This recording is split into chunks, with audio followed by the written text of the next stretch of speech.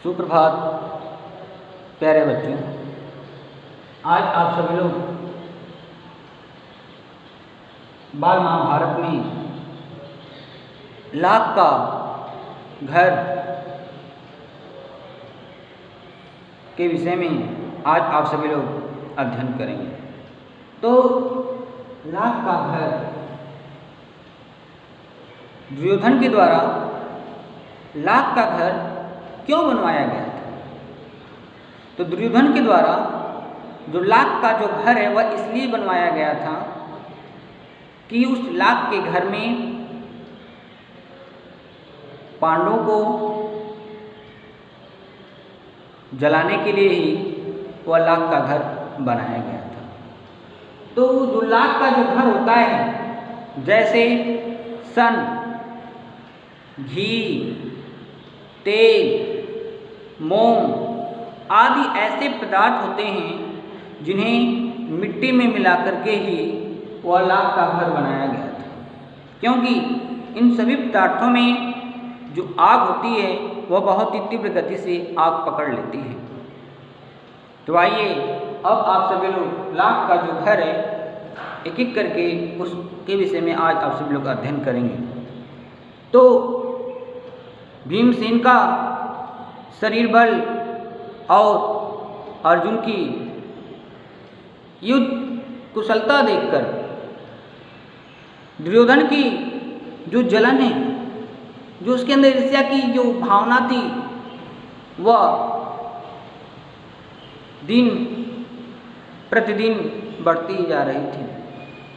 वह ऐसे उपाय सोचने लगा कि जिससे पांडवों का नाश हो सके। तो उसके इस कुविचार में दुर्योधन का मामा शकुनी को देखा जाए तो एक तरह से देखा जाए तो वह महाभारत का सूत्रधार ही है। इस कुविचार में दुर्योधन का जो मामा जो शकुनी और उसका जो सच्चा मित्र कर्ण था, वे दोनों उसके दुर्योधन की सलाहकार बने हुए थे। बूढ़े धृतराष्ट्र जो कि दुर्योधन के पिता थे, बहुत ही बुद्धिमान थे। अपने भतीजों से उनको स्नेह बहुत ही अधिक था, परंतु अपने पुत्र से उनका मोह अधिक था। महाराजा धृतराष्ट्र में जो कमी थी कि वह किसी भी बात पर स्थिर नहीं रह सकते थे। अपने बेटे पर अंकुश रखने की जो शक्ति थी वह महाराजा धृतराष्ट्र जो एक राजा रहते हुए उनमें नहीं थी, क्योंकि एक पिता जो होता है अपने पुत्र के सामने वो मजबूर हो जाता है। और जो दुर्योधन था वह बार बार महाराजा धृतराष्ट्र को मजबूर करता था, जबकि महाराजा धृतराष्ट्र समझते थे कि मेरा बेटा जो ये विचार कर रहा है, जिस रास्ते पे चल रहा है, यह रास्ता गलत है।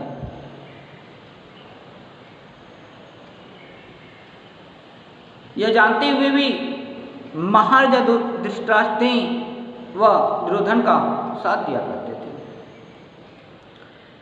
एक तरफ पांडवों की जो लोकप्रियता थी वह दिनों बढ़ती जा रही थी, यहाँ तक कि चौराहा हो, सभा समाज में लोग कहते थे कि राजगद्दी पर बैठने योग्य तो महाराजा युधिष्ठिर ही हैं।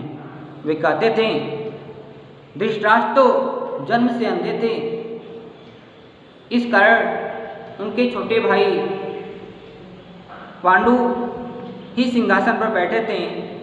उनकी अकाल मृत्यु हो जाने और पांडवों के बालक होने का कुछ समय के लिए धृतराष्ट्र को राजकाज संभालना पड़ा।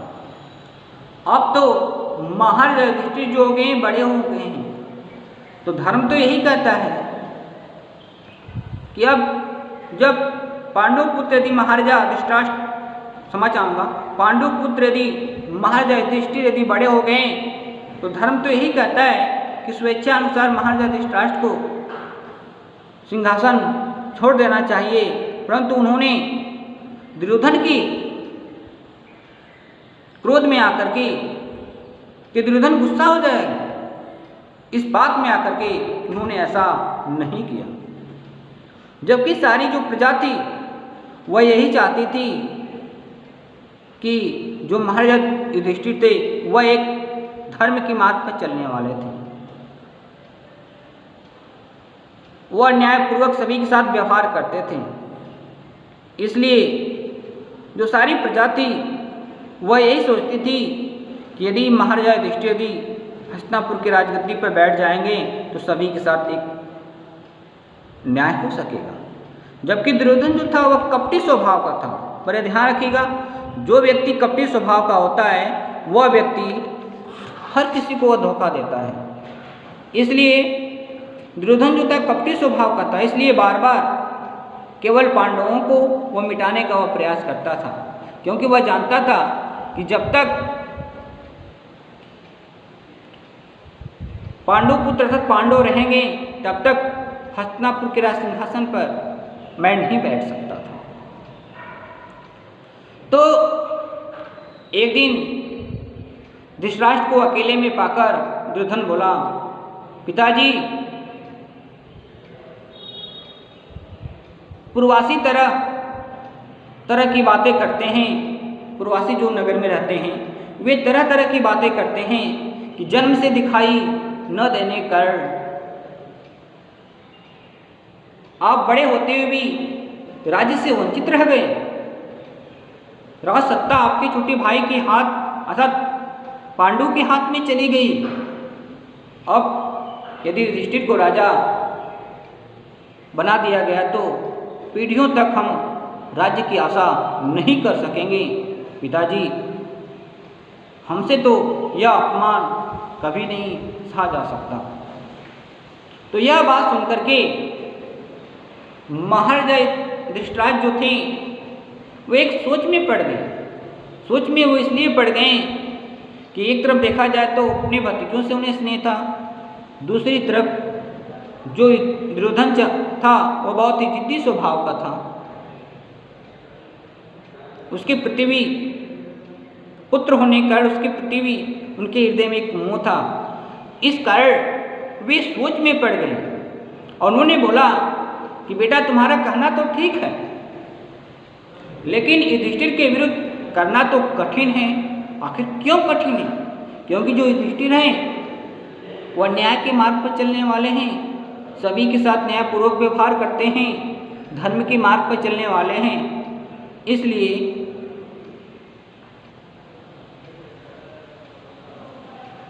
यह बातें उनके साथ करना बहुत ही कठिन है।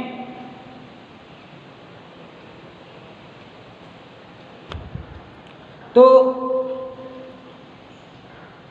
यह सुनकर दुर्योधन बोला कि पिताजी, आपको और कुछ नहीं करना है, सिर्फ पांडवों को किसी न किसी बहाने वायड़ावत के मेले में भेज दीजिए। जबकि दुर्योधन ये अच्छी तरह से जानता था कि महाराजा युधिष्ठिर जो हैं वह पिता के आज्ञा का उल्लंघन नहीं कर सकते। इसलिए दुर्योधन ने अपने पिता से कहा कि आप किसी भी बहाने से उन्हें वायड़ावत मेले में भेज दीजिए। मैं आपको विश्वास दिलाता हूँ, इतनी सी बातों से हमारा कुछ भी बिगड़ने वाला नहीं है। दुर्योधन और उसके साथी धृतराष्ट्र को जो उसके दुर्योधन के जो विश्वास पात्र मंत्री थे वही उसके साथी बने हुए थे। उसमें से विशेष करके जो उसका सच्चा मित्र कर्ण और मामा शकुनी को रात दिन इस तरह पांडवों के विरुद्ध कुछ न कुछ कहते सुनाते रहते और उन पर अपना दबाव डालते रहते। आखिर धृतराष्ट्र कमजोर पड़ गए और उनको लाचार होकर अपने बेटे की सलाह माननी पड़ी। तो दुर्योधन के चाहने वाले जो मंत्री थे वह वैरावत की सुंदरता और खूबियों के बारे में पांडवों को बहुत ललचाया। इसलिए वे पांडवों के सामने इसलिए वे कहते थे कि महाराज धृतराष्ट्र की आज्ञा के बिना ही वे वहां जाने के लिए तैयार हो जाए, उनके अंदर एक उत्सुकता बनी रहे, उस वैरावत मेले के प्रति उनके अंदर एक उत्सुकता बन जाए। इसलिए दुर्योधन के जो सलाहकार थे, एक तरह से जो उसके मंत्री थे, वह बार बार इस बात को पांडवों के सामने वखा करते थे कि वैरावत में एक भारी मेला होने वाला है जिसकी शोभा देखते ही बनेगी।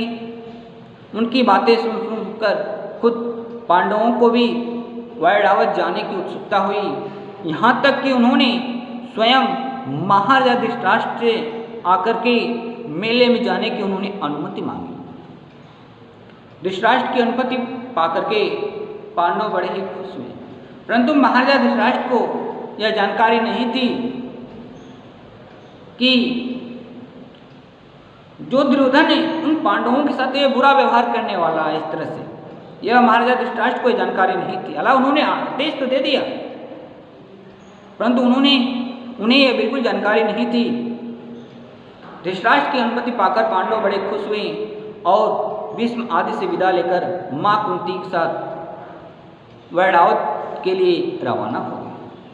पांडवों के चले जाने की खबर पाकर दुर्योधन की खुशी की तो सीमा नहीं रही। वह अपने दोनों साथियों कर्ण और शकुनी के साथ बैठकर पांडवों तथा माता कुंती का काम तमाम करने का उपाय सोचने लगा कि अभी इन्हें किस तरह से इन्हें मिटाया जाए। उसने अपने मंत्री पुरोचन, जो कि वह उसका बहुत ही विश्वासपात्र मंत्री था, को बुलवाकर गुप्त रूप से सलाह दी और एक योजना बनाई। पुरोचन ने यह सारा काम पूर्ण सफलता के साथ पूरा करने का यह दुर्योधन को वचन दिया और तुरंत वैरावत के लिए रवाना हो गया। एक शीघ्रगामी रथ पर बैठकर, शीघ्रगामी जिसे जल्दी से वह पहुंच सके, रथ पर बैठकर पुरोचन पांडवों से बहुत पहले वैरावत जा पहुंचा। वहां जाकर उसने पांडवों को ठहरने के लिए सन, घी, मोम, तेल आदि इन चीज़ों को मिट्टी में मिला करके एक सुंदर लाख का घर बनाया, एक सुंदर भवन बनाया। इस बीच अगर पांडव वहां जल्दी पहुंच गए तो कुछ समय उनके ठहरने के लिए एक और जगह प्रबंध पुरोचन ने कर रखा था। दुर्योधन की योजना थी कि कुछ दिनों तक पांडवों को लाख के भवन में आराम से रहने दिया जाए और जब वे पूर्ण रूप से निशंक हो जाएं, तब रात में भवन में आग लगा दी जाए, जिससे पांडवों तो जलकर भस्म हो जाएंगे और कौरवों पर कोई दोष न लगा सकेगा। तो इस तरह से लाख का घर जो है, इसके विषय में आज मैंने बताया। आप सब अध्ययन भी करेंगे और इस कथा के विषय में समझने की आप कोशिश करेंगे। आप सभी लोगों का आज का दिन मंगल। मैं हूँ